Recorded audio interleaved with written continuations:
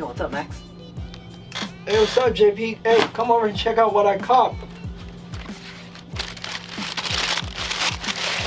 My first pair of Vapormax. Look good, huh? Dude, those are basic.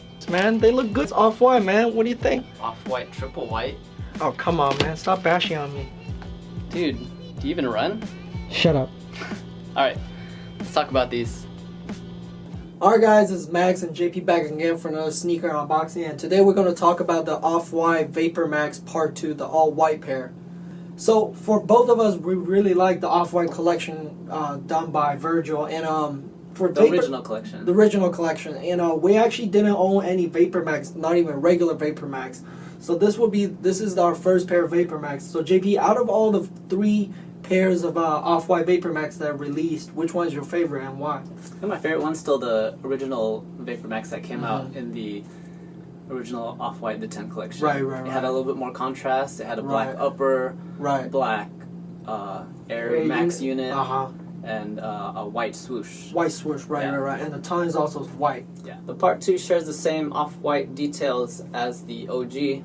On the lateral side, you have the Nike swoosh with exposed baseball-like stitching on top of the orange tag Air in quotation marks on the back heel. On the insole, you have the Off-White the 10 collection logo, exposed or unfinished mesh tongue. And on the medial side, you have the Nike Off-White collaboration stamp. The upper is composed primarily of fly knit and reinforced around the toe with hyperfuse and on the heel counter as well. The eyelets feature suede on top of an unfinished tongue and sits on a exposed 360 Air Max unit. So as JP mentioned, the bottom is all Air Max units, and I've seen people's review. When you step on nails, when these pops, I think it's game over, right? Also too, with not just only the Vapormax, but other Nike shoes where they use a clear or translucent sole. It makes me kind of like iffy about the traction. So on like wet surfaces, like on the basketball court, like if you're playing in 11s, they have a tendency to maybe slip. So you personally, when you do your running, your marathon running, you normally don't wear Air Max, right? No, typically no. I like a low profile shoe. Of the Air Maxes that I've owned, I feel a little bit higher off the ground, but so I prefer like a more low profile shoe. Profile shoe. That's for running. So for basketball, the same. I prefer a low profile shoe like the Kobe or mid like a Kyrie. I can't seem to. I've tried, but play in LeBrons or those are hard. KDs. Yeah, they're. I don't know. They're built for someone who's like strong, 250. Right. 6'3", like a linebacker or something. So yeah, we're short. It's not practical for us. Okay, so as well we know that Virgil actually signed with Louis Vuitton as a designer. So JP, do you think this move will affect Virgil's presence with Nike? Absolutely. Like when I first saw these, I was like, oh, triple white. Sneaker collectors are gonna eat that up. So, it makes me wonder, how much involvement Virgil has with the Nike Off-White collaboration.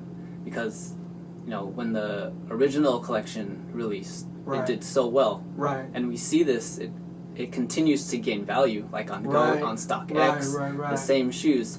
These, they're not reselling as high. Because, this is a good point I want to touch on, is that the retail on the Vapormax is the highest, is $250 plus tax. So you can think about, even you cop for retail, that's going to run you $270 easily, and the resale right now on GOAT is only around like $550. But some shoes that we weren't able to cop for retail that we pay resale, for example, the Blazers. The Blazers, yeah. Now it's selling for like one rack. Yeah. And we paid how much we paid for them? Maybe a third of that. A third of that, right. So and the prices just keep going up. So if you guys thinking about buying a pair, and buy it now. And what I've noticed is when I go to the local consignment shop, I was asking them, are you guys selling the Off-White collection? And they were like, no, those are just for display. They're not selling them. This is not just from one single consignment shop. This is from multiple consignment shops. So if you want any Off-White, get it ASAP. Alright guys, the last thing we're going to talk about is the fit of the Vapormax. And as you guys already see in the intro video, this guy has been bashing me for buying a pair of basic shoe. Very basic. Basic. So Me, I'm a natural size 8, and this is a pair of size 8. And I've heard a lot of reviews online that Vapormax run small, so they recommend you to go half size up. So for me, this will be my lifestyle shoe. So what I do with my lifestyle shoe is that I leave my shoelaces very loose. They're not very tight. So, and also I don't have a very wide feet. So if you have a wide feet, I definitely recommend you to go half size up. But for me, I don't have a very wide feet. The size 8 fits me perfectly. And if you're gonna use this as a performance shoe, maybe you want to go half size up to give you more room when you adjust it. When you go running, maybe you want to wear thicker socks. So it just depends on how you want to use the shoe as either lifestyle or performance. Alright guys, we finished our review of the shoe. And any Nike shoe come with Flyknit technology, Air Max, and you just think about it, they're light, and they are very light. So very innovative technology. Right. And I'll give you guys a little B-roll. And what else do you guys want us to review? Please make sure you leave a comment, subscribe, and like, and make sure you follow us on Instagram. We'll catch you guys on the next episode. All right.